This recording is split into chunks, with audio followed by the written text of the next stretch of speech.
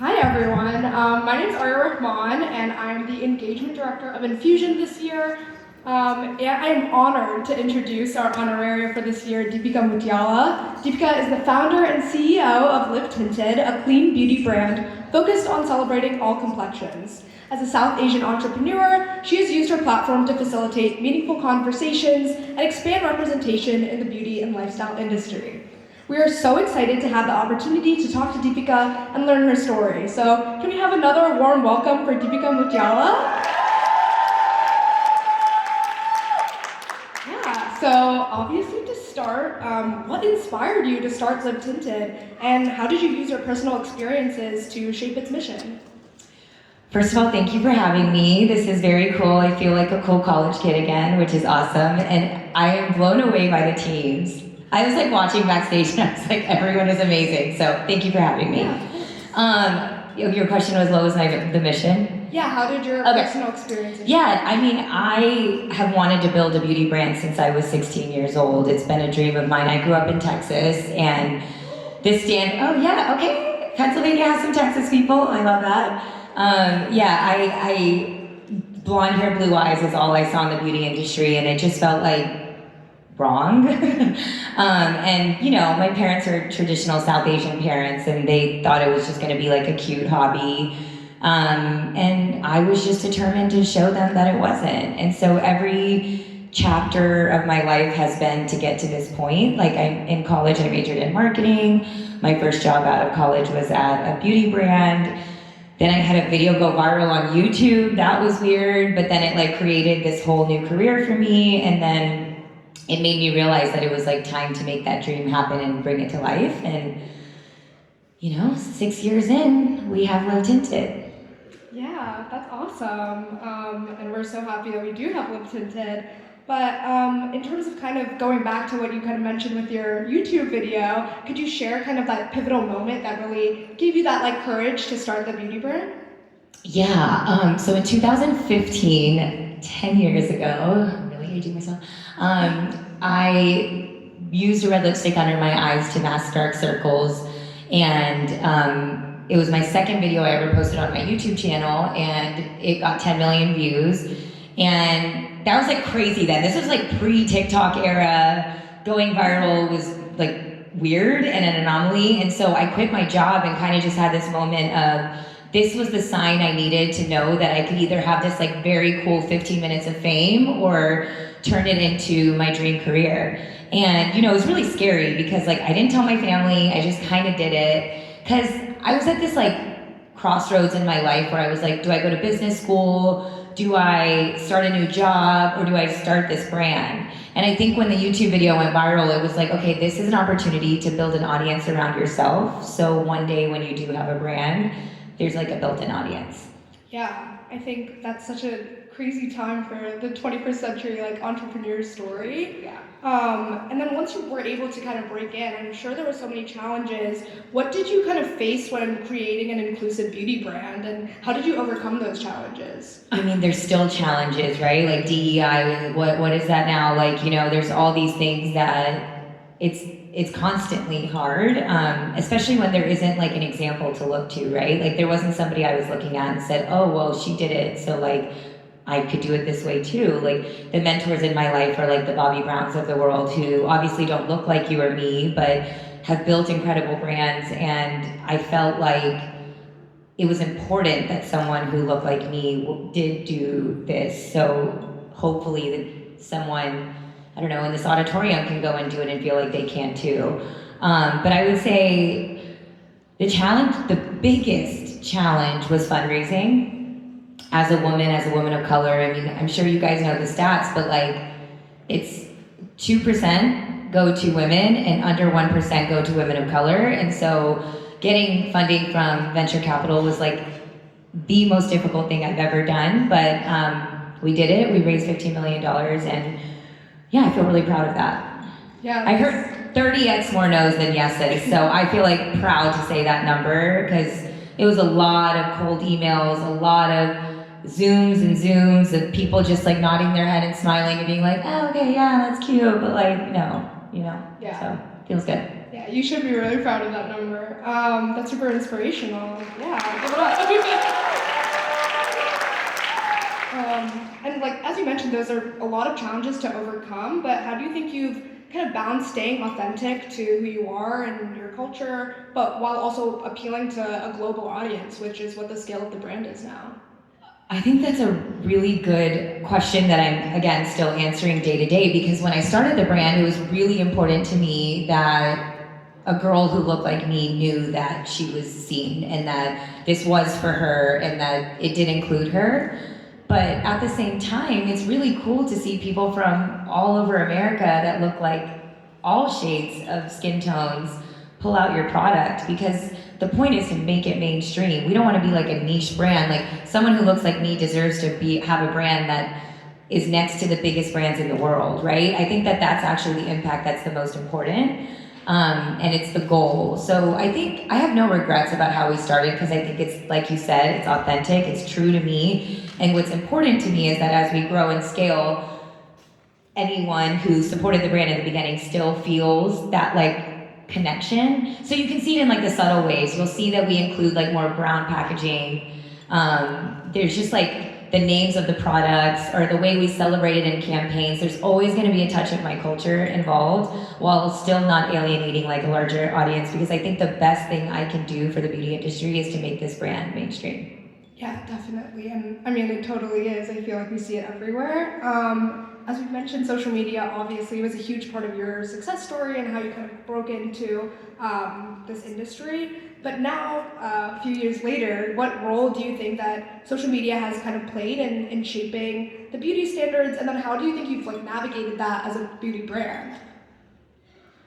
I mean, social media is changing by like the second, which is like very intimidating now that I'm not Gen Z or Alpha, whatever the next one is. And so, I don't know, I think I just keep trying to remind myself that at this stage it's important to hire people who are better at the job than I am. And so, anyone out here that's good at social media, just find a way to get in touch. And, there's just one of those things that I think that the young, smart, new generation is going to teach us a lot of things. And so what I did 10 years ago to start this brand, I want someone to teach me how we can do it better.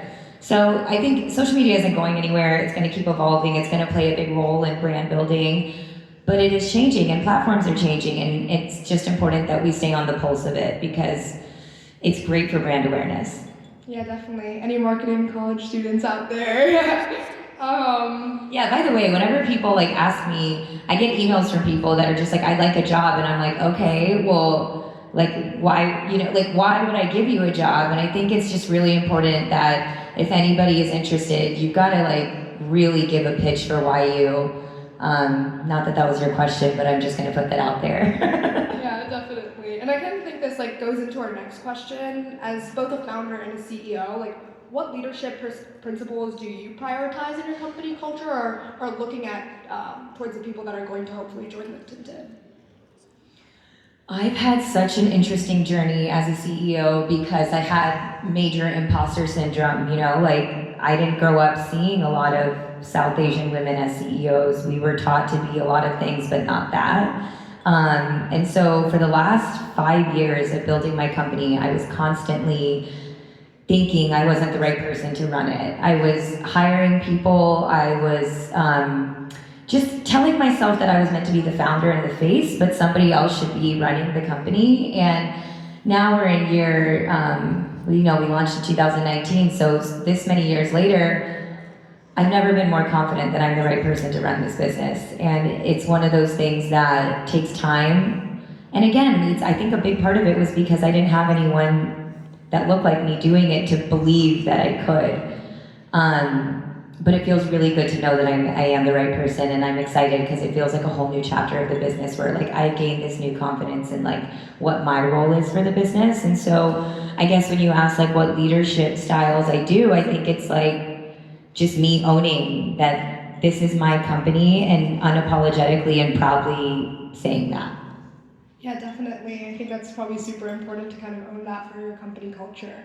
Obviously, a lot of us in the audience are students, and what advice would you give to aspiring entrepreneurs, specifically of color, but obviously any of us that are young and want to break in through traditional industries?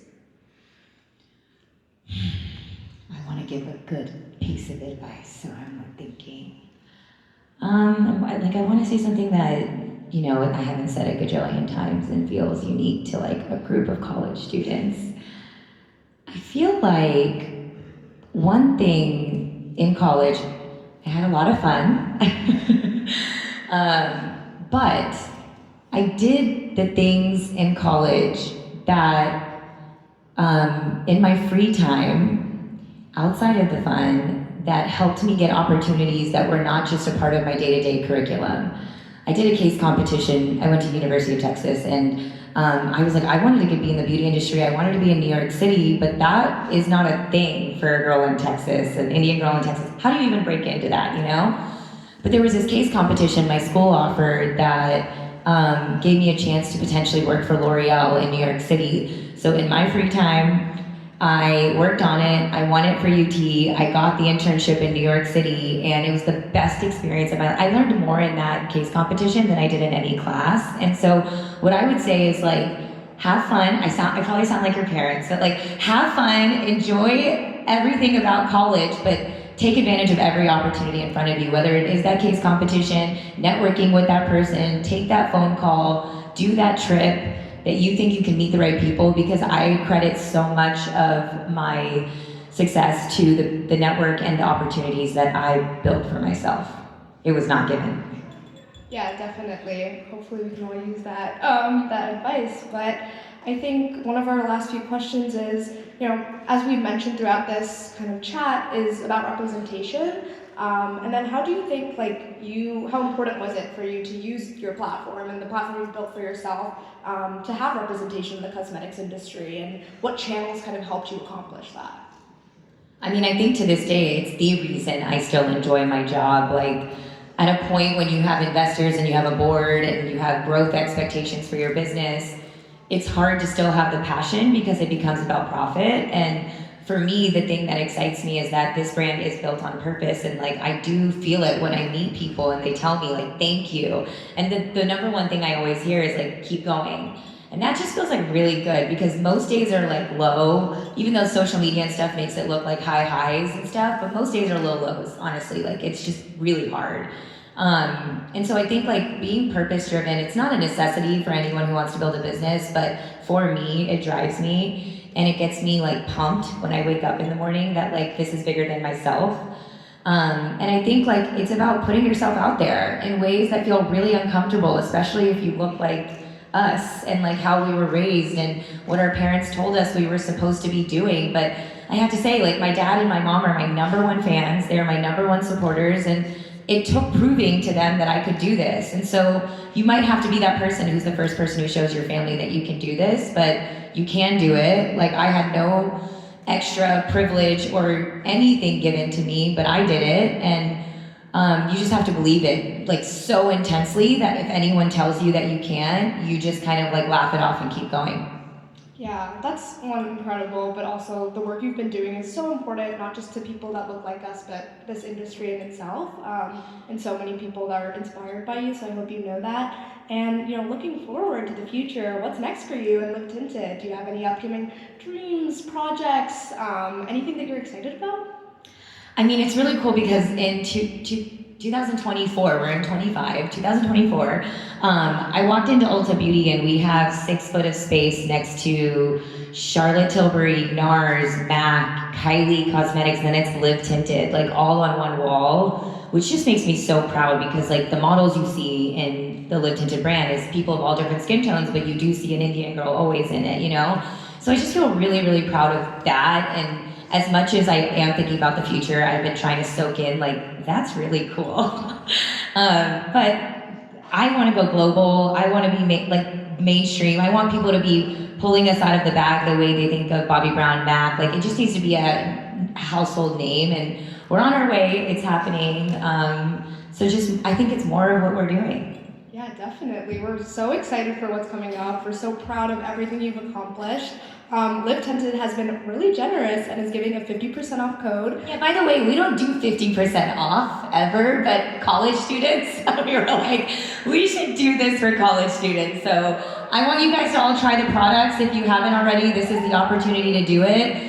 50%, like literally the way I had to talk to my CFO about that, but like college students should get the opportunity to try the product. So I hope you take advantage of it. So use code PennState50 to redeem this discount. We're really excited for that. It's on livetinted.com. Yes, on Penn State livetinted.com. 50. Yeah. My recommendation is the skin tint, the concealer, and the Hue Glow for an all-over body glow, just everyday perfection. Yeah, for all the dancers out there that want to sparkle on stage. But we just want to thank you so much again, just for your insight, for getting the opportunity to talk to you. It's just been amazing to learn your story and all the amazing things you've been doing for our community. Thanks for sharing it with us. And could we get one more round of applause for Deepica? Thank you. Thanks for having me. Thank you, guys.